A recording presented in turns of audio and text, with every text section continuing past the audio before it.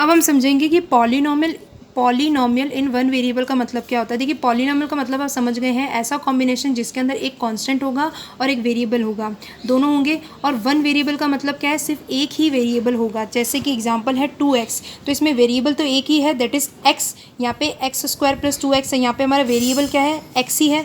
यहाँ पे भी x cube plus x square plus 4x minus 7 है, तो यहाँ पे वेरिएबल क्या है, x ही है। तो हम समझ रहे हैं यहाँ पे पॉलीनोमियल इन वन वेरिएबल का मतलब क्या होता है। इस पूरे सेंटेंस को समझेंगे।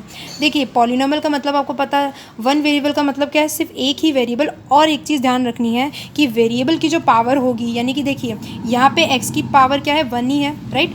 तो अगर देखिए x की पावर यहाँ पे क्या है, 1 ही है। जैसे 2x की पावर 1 है, इसको सिंप्लीफिकेशन के लिए हम क्या लिखते हैं, 2x ही लिखते हैं। इसका मतलब तो ये है ना, x की पावर कितनी है, यहाँ पे एक ही है। और नहीं भी लिखी है तो भी अंडरस्टूड है कि x की पावर क्या है, 1 ही है। तो हमको ये समझना है कि जो वेरिएबल की जो पावर होनी चाहिए वो क्या होनी चाहिए, होल नंबर। सबसे पहले होल नंबर क्या होते हैं ये समझेंगे। होल नंबर का मतलब होता है 0 से 1 2 3 से लेके इन्फिनाइट, और सारी की सारी वैल्यू क्या होनी चाहिए, पॉजिटिव वैल्यूज़ होनी चाहिए। तो उसको बोलते हैं होल नंबर, जो स्टार्ट होते हैं ज़ीरो से लेके 1 2 3 4 5 से लेके सोन इन्फिनाइट वैल्यूज़, और सारी की सारी वैल्यू होनी चाहिए बस पॉजिटिव, नेगेटिव नहीं आती है होल नंबर में। तो आपका मतलब ये है, तो इस कहने का मतलब ये है पॉलीनोमियल इन वन वेरिएबल तब कहलाएगा कि एक तो उसमें वेरिएबल एक ही होना चाहिए, और पावर जो होनी चाहिए, इस वेरिएबल की पावर क्या है, 3 होल नंबर में है। यहाँ पे पावर क्या है, 2 है, होल नंबर में है। 4 है, x की पावर क्या है, 1 है, होल नंबर में है, करेक्ट। तो ये हमारे तीनों के तीनों कहलाएंगे, that is polynomial in one variable, correct. तो ये चीज़ हमको समझ में आ गई है। तो उसी तरीके से अब एक चीज़ ये बताइए आप, अगर ये होता 2x की पावर 1/2, तो क्या हम इसको कह सकते हैं पॉलीनोमियल इन वन वेरिएबल। इसको हम पॉलीनोमियल तो कह सकते हैं। क्यों, क्योंकि एक तो हमारा कांस्टेंट है और दूसरा हमारा वेरिएबल है, तो ये पॉलीनोमियल तो है। लेकिन क्वेश्चन ये है कि क्या ये पॉलीनोमियल इन वन वेरिएबल है। देखिए वन वेरिएबल भी है, यहाँ तक भी सही है, लेकिन इसकी एक डेफिनेशन और क्या है कि इस वेरिएबल की पावर क्या होनी चाहिए, होल नंबर में। तो क्या ये x की पावर जो 1/2 है, राइट, ये क्या होल नंबर में है, नहीं। तो ये पूरा का पूरा जो पॉलीनोमियल है आपका, पॉलीनोमियल इन वन वेरिएबल नहीं होगा। और नहीं होने का कारण हम समझ गए हैं, क्यों, क्योंकि वेरिएबल की जो पावर है वो होल नंबर में नहीं है।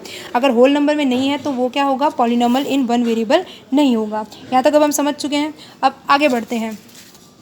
अब हम आते हैं कुछ टर्म्स की तरफ। तो देखिए कुछ छोटी सी चीज़ें हैं, अगर आपको क्वेश्चन में आता है, दैट इज़ आपसे पूछा जाए कि टर्म्स क्या होती है। देखिए टर्म्स का मतलब ये होता है एक्स स्क्वायर प्लस 2x है, right, 3y square plus 5y है प्लस 7 है।